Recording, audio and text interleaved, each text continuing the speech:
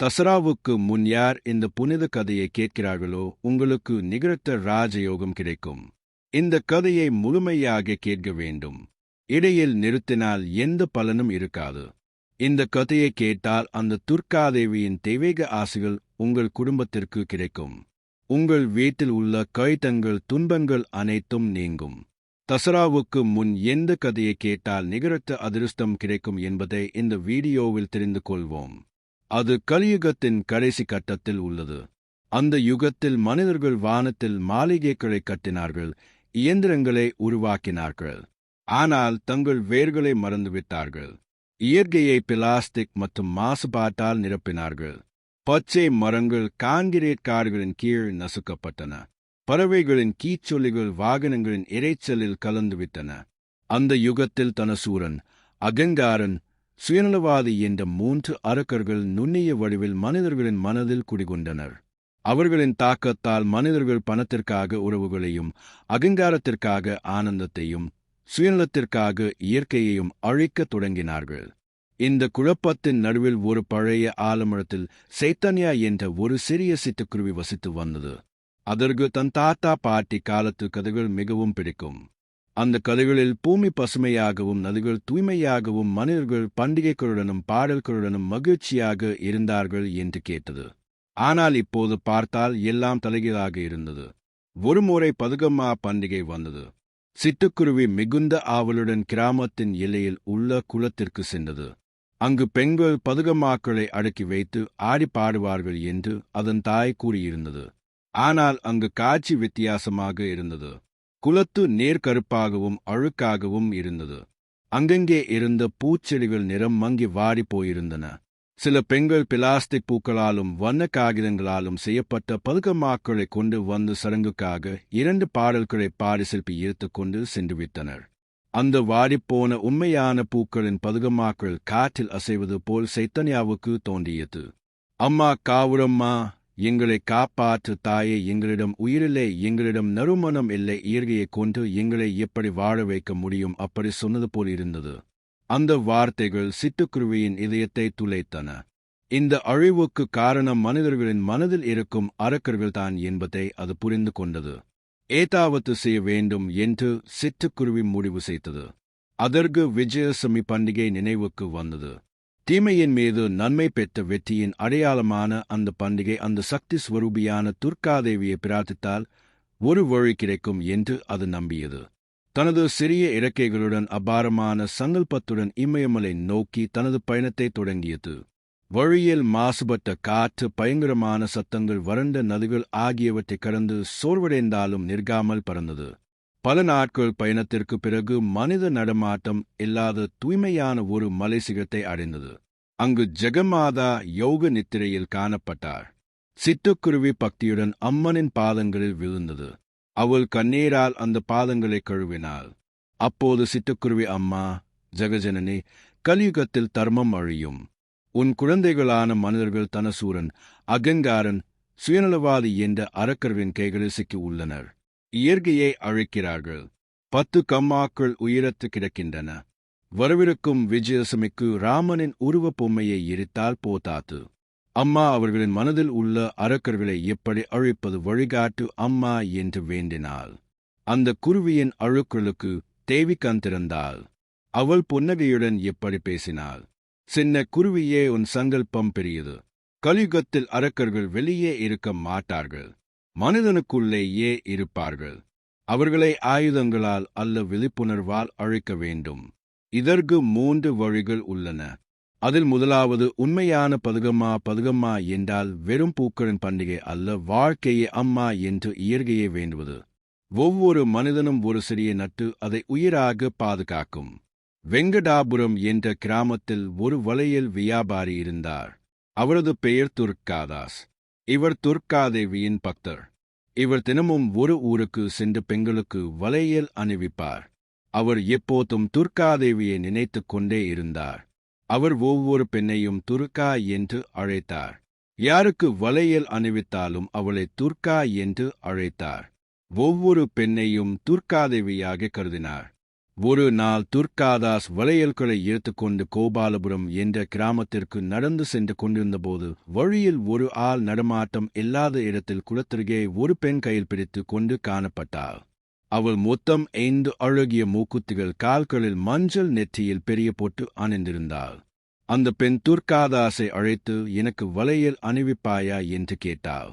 அப்போது துர்காதாஸ் வளையல்களை ஒரு மரத்தடியில் இறக்கி வைத்தார்.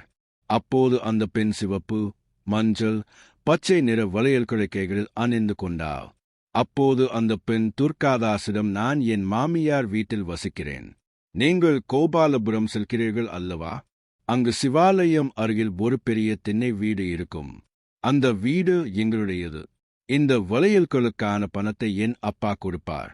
நீங்கள் அங்கு பணத்தை பெற்றுக் கொள்ளுங்கள் என்று சொன்னாள். அது மட்டுமல்ல, துர்காதாஸிடம் மீண்டும் இப்படி செய்தாள். என் அப்பாவுக்கு என் மீது கோபம் இருக்கிறது. எங்களுக்கு பெண் குழந்தை இல்லை என்று கூட சொல்வார். அப்போது எங்கள் பூஜை அறையில் ஒரு பழைய குங்குமச் சிமிழ் இருந்தது. அதில் ஒரு காசு இருந்தது. அதை எடுத்து தரச் சொன்னேன் என்று சொல். அதற்கு என் அப்பா முடியாது என்பார். வலுக்கட்டாயமாக கொடுக்கச் சொல்லி காசை வாங்காமல் விடாதே என்று அவள் துர்காதாஸிடம் சொன்னாள்.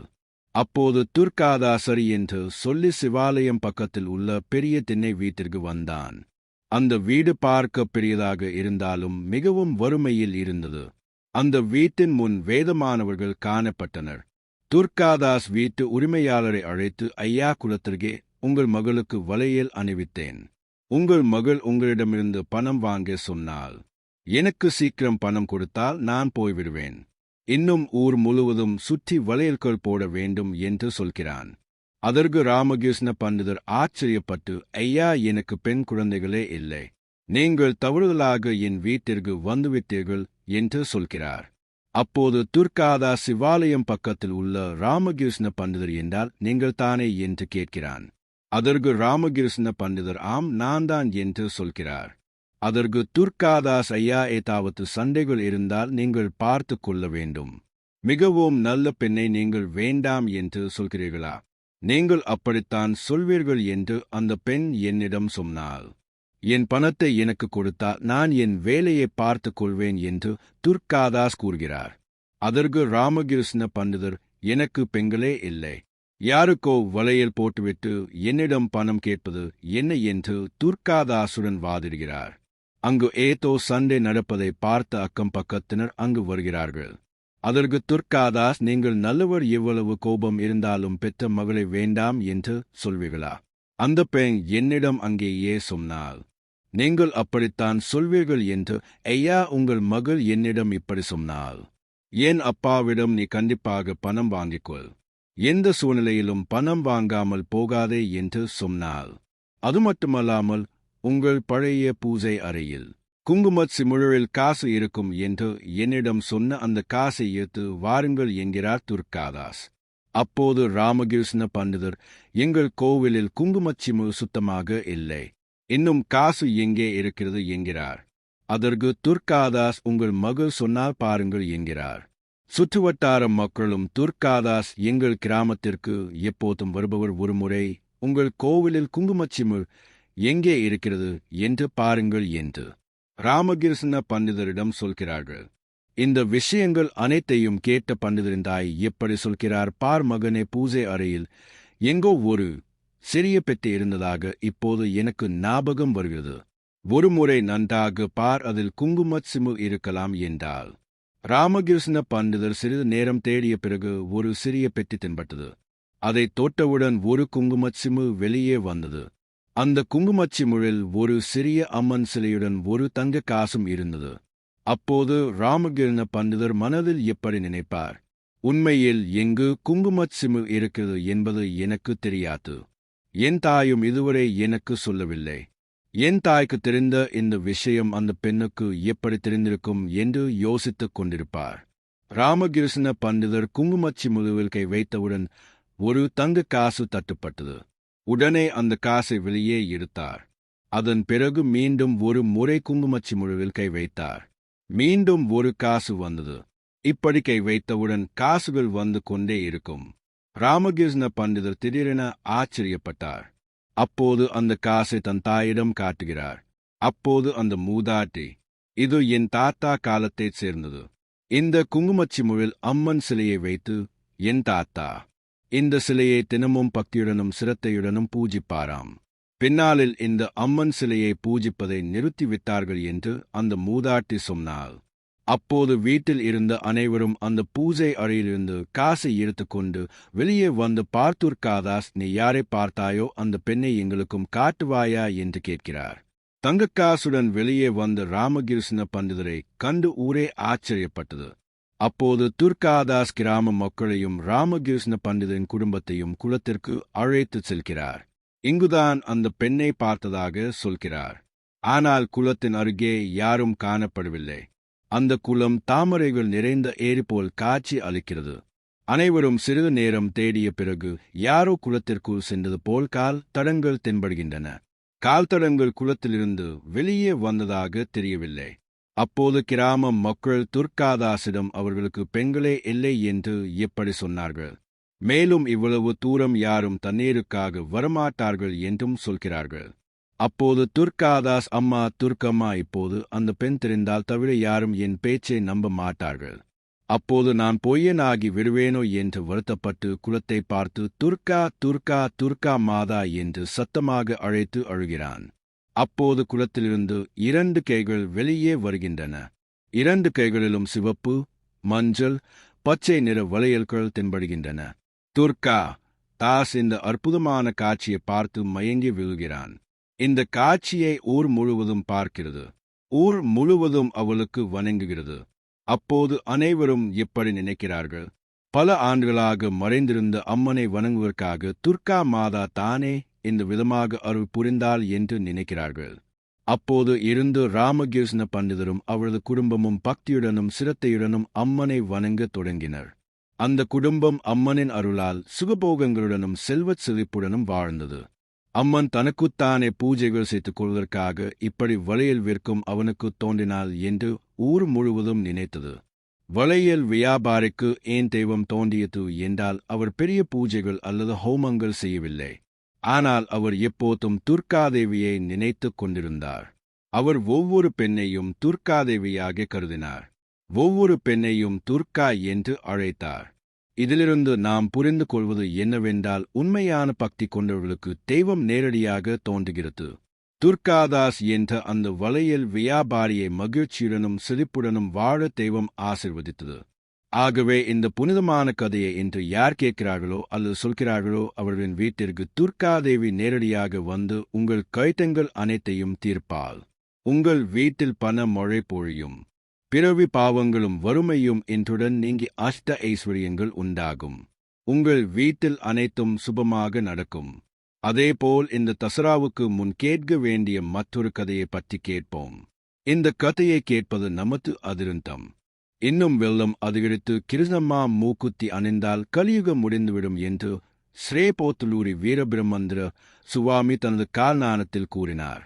கிருஷ்ணம்மா துர்க்கம்மாவின் மூக்குத்தி அணிந்தால் கலியுகம் முடிந்துவிடும் என்று அர்த்தம். கலியுகம் முடிந்துவிட்டதா? அதனால்தான் இந்த பேரழிவுகள் வருகின்றனவா என்று அனைவரும் விவாதித்து வருகின்றனர். துர்க்கம்மா தாயின் மூக்குத்திக்கும் கிருஷ்ணா நதிக்கும் என்ன சம்பந்தம்? ஸ்ரீ வீரபிரமந்திர சுவாமி கூறியது போல் கிருஷ்ணம்மா துர்க்கம்மாவின் மூக்குத்தி அணிந்தால் என்ன நடக்கும் என்பதை பற்றி தெரிந்து கொள்வோம். இது ஸ்தல புராணத்தில் உள்ள விளக்கம். துர்க்கம்மா விஜயவாடாவில் முதலில் தோன்றியபோது அம்மன் தோன்றிய பகுதி முழுவதும் ஒரு பெரிய மலையாக இருந்தது. ஒருமுறை சதுர்முக பிரம்மா சரியாத்ரி மலையில் அமர்ந்து சிவன் மற்றும் விண்ணுவை பற்றி தவம் செய்து கொண்டிருந்தார். அப்போது பிரம்மதேவரின் தவத்திற்கு மகிழ்ந்து சிவன் நெல்லி மரத்தடியிலும் விண்ணு அரசு மரத்தடியிலும் பிரம்மதேவருக்கு காட்சி அளித்தனர். அப்படியே சில வருடங்களுக்குப் பிறகு அந்த 2 மரங்களும் நதிகளாக மாறி ஒரு மரம் கிருஷ்ணா நதியாகவும் மற்றொரு மரம் வேணி நதியாகவும் பாய்க்கின்றன. அவ்வாறு இந்த 2 நதிகளும் பாய்ந்து சத்தாரா என்ற இடத்தில் ஒன்றாக சேர்ந்து கிருஷ்ணவேணி நதியாக மாறுகின்றன. அவ்வாறு கிருஷ்ணவேணி நதி பாய்ந்து செல்லும்போது அந்த நதி பெருக்கிற்கு துர்காதேவி எழுந்தருளியிருக்கும் மலை குறுக்கே வருகிறது. அப்போது சொன்னார்கள், மேலும் இவ்வளவு தூரம் யாரும் தண்ணீருக்காக வரமாட்டார்கள் என்றும் சொல்கிறார்கள். அப்போது துர்காதாஸ், அம்மா துர்க்கம்மா, இப்போது அந்த பெண் தெரிந்தால் தவிர யாரும் என் பேச்சை நம்ப மாட்டார்கள். அப்போது நான் பொய்யனாகி விடுவேனோ என்று வருத்தப்பட்டு குளத்தை பார்த்து, துர்கா துர்கா துர்கா மாதா என்று சத்தமாக அழைத்து அழுகிறான். அப்போது குளத்திலிருந்து 2 கைகள் வெளியே வருகின்றன. 2 கைகளிலும் சிவப்பு, மஞ்சள், பச்சை நிற வளையல்கள் தென்படுகின்றன. துர்கா தாஸ் இந்த அற்புதமான காட்சியை பார்த்து மயங்கி விழுகிறான். இந்த காட்சியை ஊர் முழுவதும் பார்க்கிறது. ஊர் முழுவதும் அவளுக்கு வணங்குகிறது. அப்போது அனைவரும் இப்படி நினைக்கிறார்கள், பல ஆண்டுகளாக மறைந்திருந்த அம்மனை வணங்குவதற்காக துர்கா மாதா தானே இந்த விதமாக அருள் புரிந்தாள் என்று நினைக்கிறார்கள். அப்போது இருந்து ராமகிருஷ்ண பண்டிதரும் அவள் குடும்பமும் பக்தியுடனும் சிரத்தையுடனும் அம்மனை வணங்கத் தொடங்கினர். அந்த குடும்பம் அம்மனின் அருளால் சுகபோகங்களுடனும் செல்வச் செழிப்புடனும் வாழ்ந்தது. அம்மன் தனக்குத்தானே பூஜைகள் செய்துக் கொள்வதற்காக இப்படி வளையல் விற்கும் அவனுக்கு தோன்றினாள் என்று ஊர் முழுவதும் நினைத்தது. வளையல் வியாபாரிக்கு ஏன் தெய்வம் தோன்றியது என்றால் அவர் பெரிய பூஜைகள் அல்லது ஹோமங்கள் செய்யவில்லை. ஆனால் அவர் எப்போதும் துர்காதேவியை நினைத்துக் கொண்டிருந்தார். அவர் ஒவ்வொரு பெண்ணையும் துர்காதேவியாக கருதினார். ஒவ்வொரு பெண்ணையும் துர்கா என்று அழைத்தார். இதிலிருந்து நாம் புரிந்து கொள்வது என்னவென்றால், உண்மையான பக்தி கொண்டவர்களுக்கு தெய்வம் நேரடியாக தோன்றுகிறது. துர்காதாஸ் என்ற அந்த வளையல் வியாபாரியை மகிழ்ச்சியுடனும் செழிப்புடனும் வாழ தெய்வம் ஆசிர்வதித்தது. ஆகவே இந்த புனிதமான கதையை இன்று யார் கேட்கிறார்களோ அல்லது சொல்கிறார்களோ அவர்களின் வீட்டிற்கு துர்காதேவி நேரடியாக வந்து உங்கள் கைத்தங்கள் அனைத்தையும் தீர்ப்பாள். உங்கள் வீட்டில் பண மழை பொழியும். பிறவி பாவங்களும் வறுமையும் இன்றுடன் நீங்கி அஷ்ட ஐஸ்வர்யங்கள் உண்டாகும். உங்கள் வீட்டில் அனைத்தும் சுபமாக நடக்கும். அதேபோல் இந்த தசராவுக்கு முன் கேட்க வேண்டிய மற்றொரு கதையை பற்றி கேட்போம். இந்த கதையை கேட்பது நமது அதிருந்தம். இன்னும் வெள்ளம் அதிகரித்து கிருஷ்ணம்மா மூக்குத்தி அணிந்தால் கலியுகம் முடிந்துவிடும் என்று ஸ்ரீபோத்லூரி வீரபிரமந்திர சுவாமி தனது காலஞானத்தில் கூறினார். கிருஷ்ணம்மா துர்க்கம்மாவின் மூக்குத்தி அணிந்தால் கலியுகம் முடிந்துவிடும் என்று அர்த்தம். கலியுகம் முடிந்துவிட்டதா? அதனால்தான் இந்த பேரழிவுகள் வருகின்றனவா என்று அனைவரும் விவாதித்து வருகின்றனர். துர்க்கம்மா தாயின் மூக்குத்திக்கும் கிருஷ்ணா நதிக்கும் என்ன சம்பந்தம்? ஸ்ரீ வீரபிரமந்திர சுவாமி கூறியது போல் கிருஷ்ணம்மா துர்க்கம்மாவின் மூக்குத்தி அணிந்தால் என்ன நடக்கும் என்பதை பற்றி தெரிந்து கொள்வோம். இது ஸ்தல புராணத்தில் உள்ள விளக்கம். துர்க்கம்மா விஜயவாடாவில் முதலில் தோன்றிய போது அம்மன் தோன்றிய பகுதி முழுவதும் ஒரு பெரிய மலையாக இருந்தது. ஒருமுறை சதுர்முக பிரம்மா சரியாத்ரி மலையில் அமர்ந்து சிவன் மற்றும் விண்ணுவை பற்றி தவம் செய்து கொண்டிருந்தார். அப்போது பிரம்மதேவரின் தவத்திற்கு மகிழ்ந்து சிவன் நெல்லி மரத்தடியிலும் விண்ணு அரசு மரத்தடியிலும் பிரம்மதேவருக்கு காட்சி அளித்தனர். அப்படியே சில வருடங்களுக்கு பிறகு அந்த 2 மரங்களும் நதிகளாக மாறி ஒரு மரம் கிருஷ்ணா நதியாகவும் மற்றொரு மரம் வேணி நதியாகவும் பாய்க்கின்றன. அவ்வாறு இந்த 2 நதிகளும் பாய்ந்து சத்தாரா என்ற இடத்தில் ஒன்றாக சேர்ந்து கிருஷ்ணவேணி நதியாக மாறுகின்றன. அவ்வாறு கிருஷ்ணவேணி நதி பாய்ந்து செல்லும்போது அந்த நதி பெருக்கிற்கு துர்காதேவி எழுந்திருக்கும் மலை குறுக்கே வருகிறது. அப்போது கிருஷ்ணவேணி நதி மிக வேகமாக வந்து அந்த மலையை மோதியது. அப்போது ஒரு நீரின் அலை சென்று துர்காதேவியின் மூக்குத்தியை தொடப்போகிறது. அப்போது துர்காதேவி நேரில் தோன்றி, இப்போது நீ என் மூக்குத்தியை தொடுவதற்கு இது சரியான நேரம் அல்ல, பிரளயம் வரும். அப்போது தான் நீ வந்து என் மூக்குத்தியை தொட வேண்டும். இதுவே யுகத்தின் முடிவுக்கு அடையாளம். தற்போது என் மலைக்கு ஒரு துளையிட்டு நீ பாய்ந்து செல் என்று தேவி கிருஷ்ணவேணி நதியிடம் கூறுகிறாள். அப்போது கிருஷ்ணவேணி நதி மிக வேகமாக வந்து தேவி எழுந்துள்ள இருக்கும் மலையை தொடுகிறது. அப்போது அந்த மலை 3 மலைகளாக பிரியும். அவற்றில் ஒன்று நாம் இப்போது பார்க்கும் இந்திரலாத்ரி துர்காதேவி குடிகொண்டுள்ள மலை. 2வது மங்களகிரி பானகால நரசிம்ம சுவாமி எழுந்துள்ள மலை. 3வது யனமலாக்குதுரு ஸ்ரீ ராமலிங்கேஸ்வரர் மலை. இந்திர கீலாத்திரியில் துர்காதேவி, மங்களகிரியில் ஸ்ரீ மகாவில்னு, யனமலாக்குதுருவில் சிவன் என அனைத்து தெய்வங்களும் சேர்ந்து நமது விஜயவாடாவில் எழுந்துள்ளனர். எத்தனை வெள்ளங்கள் வந்தாலும் யுகாந்தம் வரும்வரை கிருஷ்ணா நதி துர்காதேவியின் மூக்குத்தி வரை வராது. ஒருவேளை கிருஷ்ணா நதி துர்காதேவியின் மூக்குத்தியை தொட்டால் அது பிரளயம் வருவதற்கான அறிகுறியாக இருக்கும். துர்காதேவி முதலில் விஜயவாடாவில் எழுந்தருளிய போது அம்மன் மிகவும் உக்கிரமான மற்றும் பயங்கரமான ரூபத்தில் இருந்தார். அது மட்டுமின்றி மாலை 6 மணிக்கு மேல் அம்மன் விஜயவாடா முழுவதும் சுற்றி வருவார். அதனால்தான் அந்த நாட்களில் 6 மணிக்கு மேல் மக்கள் வீட்டை விட்டு வெளியே வரமாட்டார்கள். அந்த நாட்களில் மாதவர்மா என்ற மன்னர் விஜயவாடா நகரத்தை ஆண்டு வந்தார். அவருக்கு அம்மன் மீது மிகுந்த பக்தி இருந்தது. அனைத்து மக்களும் அம்மனை பார்க்க பயந்தபோது மாதவர்மா மட்டும் தினமும் அம்மனிடம் சென்று பூஜை செய்து வந்தார்.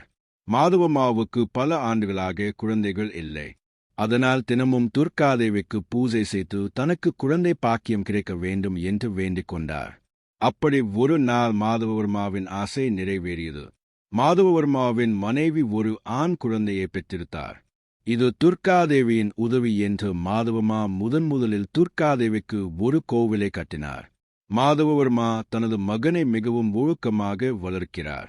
இளவரசனுக்கு அனைத்து வகையான கல்வியையும் கற்றுக் கொடுக்கிறார். ஒரு நாள் இளவரசன் தனது குதிரையின் உதவியுடன் வெளியே சென்று இந்திரகிலாத்திரி மலைக்கு அருகில் குதிரை சவாரி செய்து கொண்டிருக்கிறான். நேரம் மாலை 6 மணியை கடந்துவிட்டது. அம்மன் கிராமத்திற்கு வரும் நேரம் ஆகிவிட்டதால் மக்கள் அனைவரும் தங்கள் வீடுகளுக்கு விரைவாக செல்கிறார்கள். அதேபோல் இளவரசனும் தனது குதிரையில் மிக வேகமாக வீட்டிற்கு சென்று கொண்டிருக்கிறான். சரியாக அதே நேரத்தில் அங்கு விளையாடிக் கொண்டிருந்த ஒரு சிறுவன் இளவரசனின் இரத்தத்தின் அடியில் விழுந்து இறந்து விடுகிறான். அப்போது அங்கு வந்த அந்த சிறுவனின் தாய் நெஞ்சை பிளக்கும்படி அழுது தன் மகனின் உடலை இருக்கைகளாலும் எடுத்துக்கொண்டு நீதிக்காக மன்னர் மாதவர்மாவிடம் செல்கிறாள். உண்மையான விஷயம் தெரியாத மாதவர்மா தவறு யார் செய்தாலும் அவர்களை கண்டுபிடித்து அவர்களுக்கு தகுந்த தண்டனை கிடைக்கும்படி செய்வேன் என்று அந்த தாய்க்கு வாக்குறுதி அளிக்கிறார். கடைசியில் அந்த தவறை செய்தது தன் ஒரே மகன் என்று தெரிந்து மிகவும் வருந்துகிறார். இருந்தாலும் தான் கொடுத்த வார்த்தைக்காக அந்த தாய்க்கு நீதி வழங்க தன் மந்திரியை அழைத்து இந்த தவறுக்கு என்ன தண்டனை என்று கேட்கிறார். மரண தண்டனை என்று மந்திரி சொல்கிறார். தன் சொந்த மகன் என்றும்